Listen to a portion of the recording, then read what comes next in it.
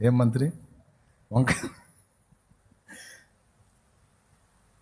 మహారాజు గారు ఒకరోజు మంత్రితో అన్నమాట, బా మంత్రి, వంకాయ కూర తిన్నానయ్యా ఈరోజు ఉదయం.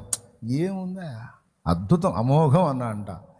మంత్రి వెంటనే, మహారాజా వంకాయ కూర ఎక్కడుందో కానండి, అసలు కూరగాయల్లోనే వంకాయ మహారాజు.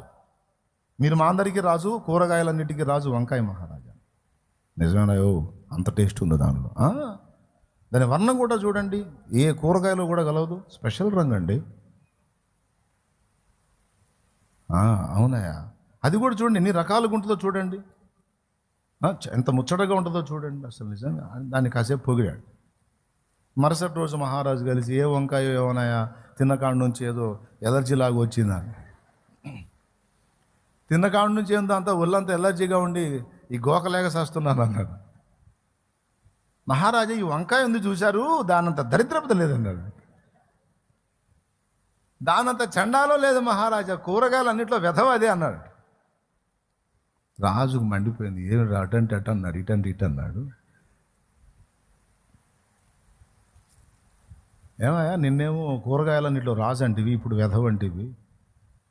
నిన్నేమో దాని రంగు స్పెషల్ అంటివి, ఇప్పుడేమో దాని అవతారం ఏంది, ఒక షేప్ ఉండదు అంటివి, ఒక ఆకారం, ఒక రంగు, కలర్ కరెక్ట్ ఉండదు అంటివి, సగం ఒక రకంగా ఉంటుంది, సగం ఒక రకంగా ఉంటుంది అంటివి. ఏవయ్యా, దాన్ని నిన్నేం పొగిడితే వెళ్ళని తిడితే అంటే, మరి అంతేగా మహారాజా, నేను మీకు మంత్రిని కానీ వంకాయ కాదుగా అన్నాడు.